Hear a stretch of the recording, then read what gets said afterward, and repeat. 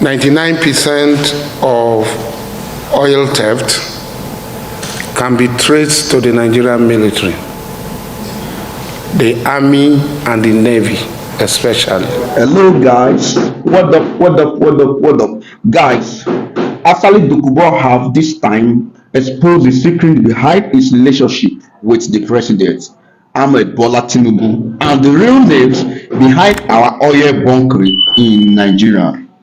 Guys, what I actually believe that can bring trouble between two friends in this world is money and woman. And it seems Asari Dokubo is actually having an issue with the president over something that is unknown. Or have you know? So guys, during the 2023 general election, guys, Asari Dokubo was one of the campaign machineries that President Ahmed Bola Tinubu used in winning the election. But after the election, something happened because story change. This is Asari Dokubo before the election. Ahmed Bola Tinubu since 1992. I met him in the house of the late President of the Federal Republic of Nigeria, MKO Abiola. And from that time, we had that close relationship. We are friends. I'm not in his party. I'm not a regular politician. We are friends and I know him. We were in the trenches during the Nadeko period and we started the movement to restructure Nigeria through Pronaco. So I know the credential of Ahmed Bola Tinubu. Like I said, I'm not setting an agenda for him because he already have our agenda. He has shown what he can do in Lagos. And it is globally acknowledged. And we believe that with the resources available to us in Nigeria, Ahmed Bola Tinubu is going to multiply what he has done in Lagos. So guys, that was Asari Dokubo before the election, speaking about the goodwill of the president, what he has done before in Lagos as a governor. Something happened because when the two of them were still together and their relationship was still strong, that the president allowed Asari Dokubo to organize a press conference at the presidential villa when he talks about the security of Niger Delta and the people behind the oil bunkering in Nigeria. Here is Asari Dokubo at the press conference. 99% of oil theft can be traced to the Nigerian military, the army and the navy especially. The army and the navy intimidate the civil defense who are by status the people who are supposed to guard these pipelines. And there are notorious naval commanders who are known to be kingpins of these bunkering activities. Even if they give 1 billion contracts to everybody in the Niger Delta, because these military men are armed from the army and the navy, nothing will happen. The president has promised to take decisive action to make sure that this does not continue. They have migrated from the pipeline and have gone directly to the oil well heads. They set up haphazard facilities they call local refinery, artisan refinery. This is crime against humanity. But something happened, guys, that makes the president to ban Asari Dokubo from stepping his 2 feet inside the presidential villa after this press conference. You surprised? I be shocking. You don't cast.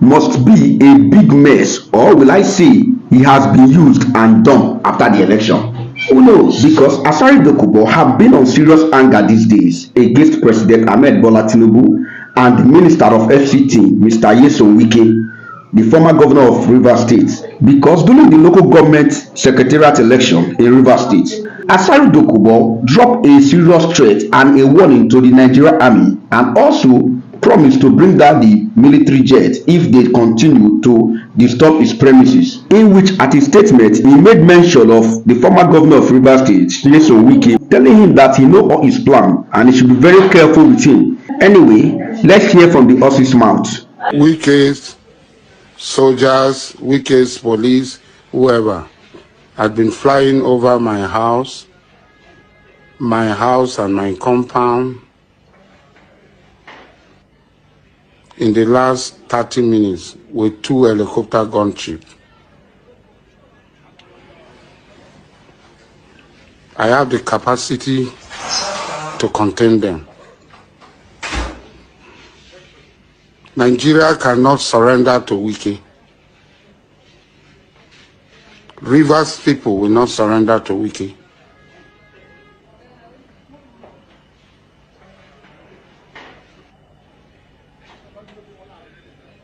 Ijaw people will not surrender to Wike. I have the capacity to contain them. And the government knows that I have the capacity to contain them. That was Asari Dokubo threatening the former governor of Rivers State, Nyesom Wike, and the military surveillance jet. Although the military challenged him into a fight, which he did not honor, because this is what the military actually told him. Now to comments by some individual that they can shoot down helicopter of the military. I think that's laughable. In fact, I'm about to laugh about that. And I say that because, you know, we're in a democracy and we are a professional force. We cannot just based on somebody's comments begin to do certain things and then they will now accuse the military of being undemocratic. The military is not the only security agency, force or department in the country. There are other security forces who have a role to play constitutionally when it comes to some of these issues. But I tell you that he doesn't have that capability. He's just blabbing. Guys, that was the military spokesperson challenging Asari Dokubo into a battlefield for a war in which Asari Dokubo did not comprehend. And it seems there is more between Asari Dokubo, President Ahmed Bola Tinubu, and Nyesom Wike, the former governor of Rivers State. As Asari Dokubo is said to expose all the people that are behind our oil bunkering in Nigeria and the secret between him and Nyesom Wike and President Ahmed Bola Tinubu. Because here is what Asari Dokubo said about the people who are into oil bunkering in Nigeria. You take away from the statement of that rogue officer general at the defense headquarters, or engaging bandits so that people can be alive and go to their farm, and he called us terrorists. He singled me out and called me terrorist. Nigerians are listening and some are happy because what is happening in these places are not happening to them. These rogue officers must be investigated and eliminated from our military if Nigeria is to move forward.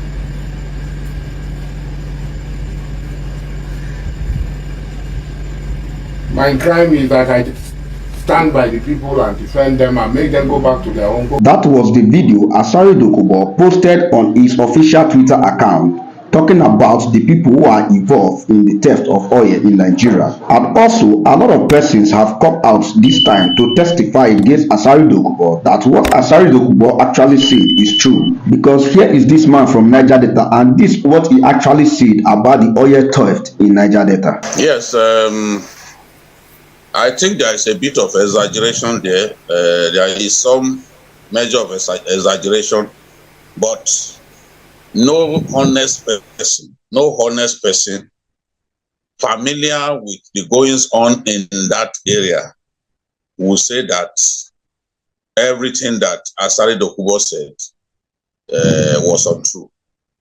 There is no doubt that some rogue elements in our armed forces are neck deep in the oil theft, in the premium grade armed robbery that is growing on in the oil bearing communities.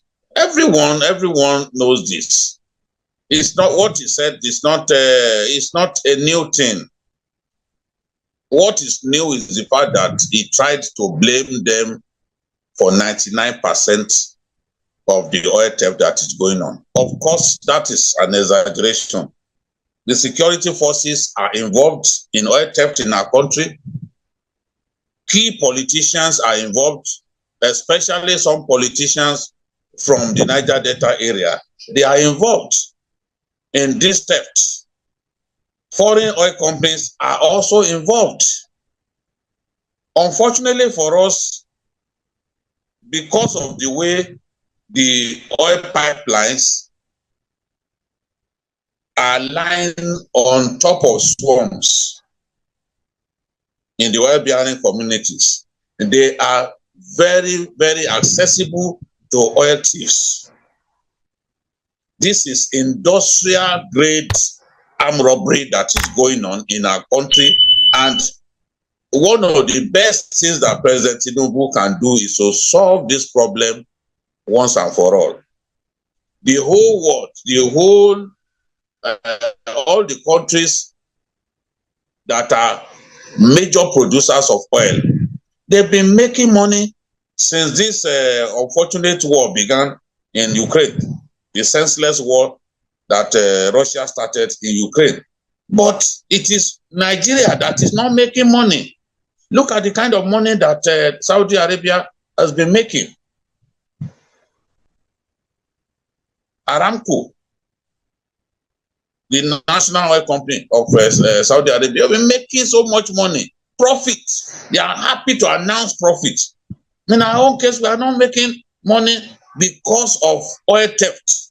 In the 2022 budget, it was projected that we will produce 1.8 million barrels a day.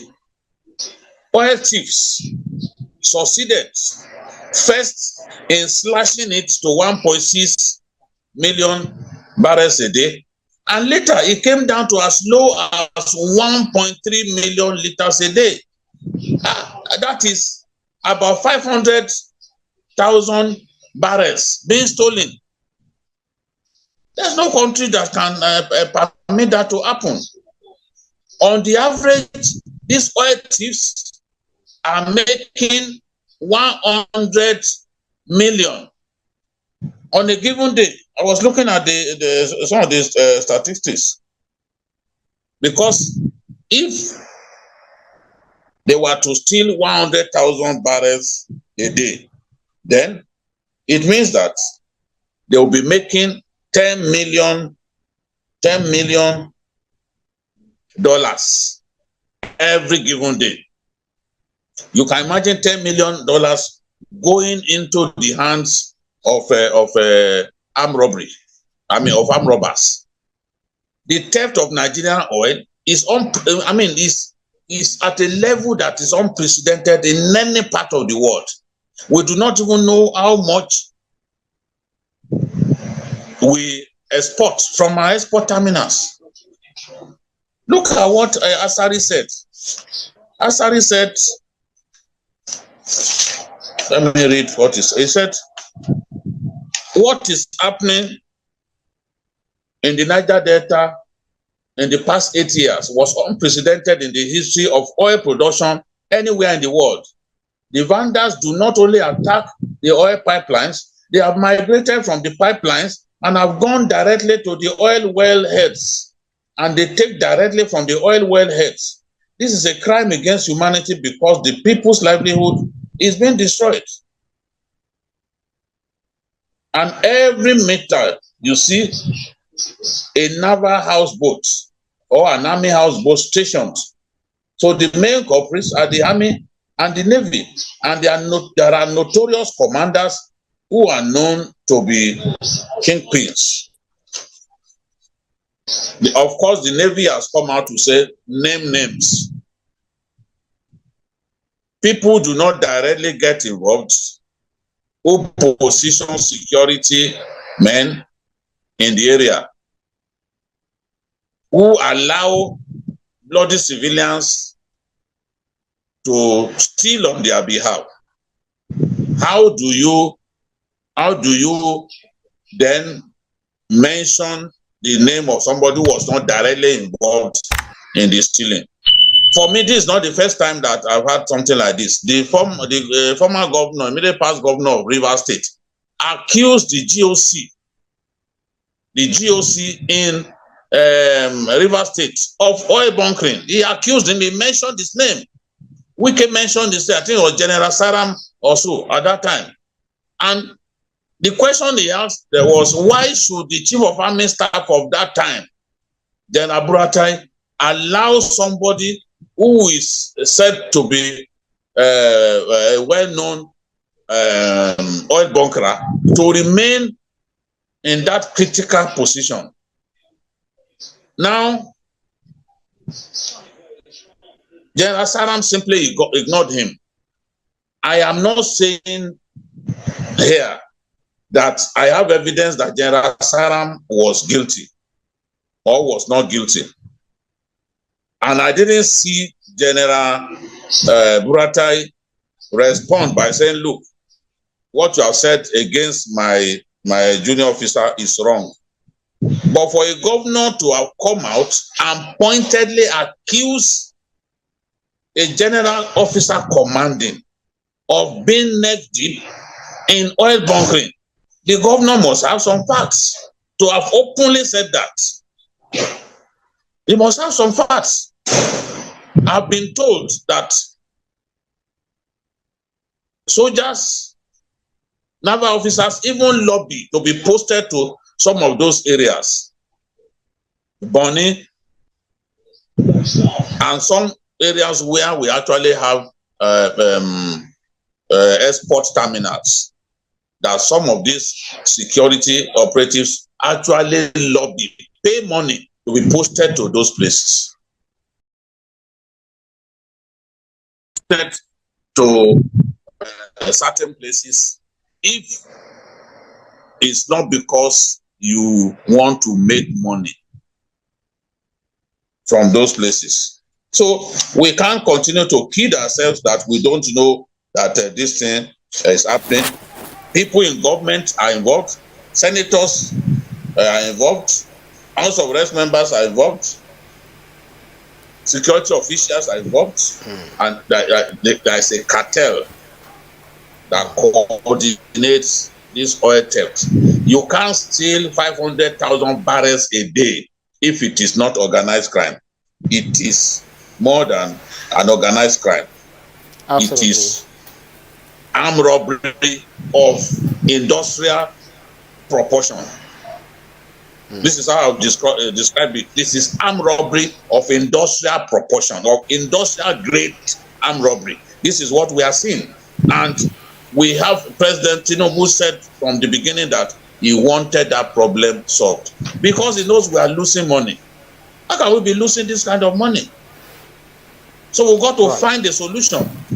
Make examples of like rogue members of the armed forces who are involved in this, because the whole world knows that indeed security operatives are part of this stealing. The only thing is that Asari Dokubo clearly exaggerated by saying 99%. It can't be 99%. Other people are involved, politicians are involved, even foreign oil companies, they are involved because they can see that our country is so wide open to be looted. So if people can rustle cows, why won't they rustle your oil? So guys, that was another witness from Niger Delta speaking about the people stealing the oil in Niger Delta. So guys, do you think the oil theft in Nigeria can be stopped? Drop your opinion on the comment section. And thanks for sticking around with us. God bless you. Bye for now.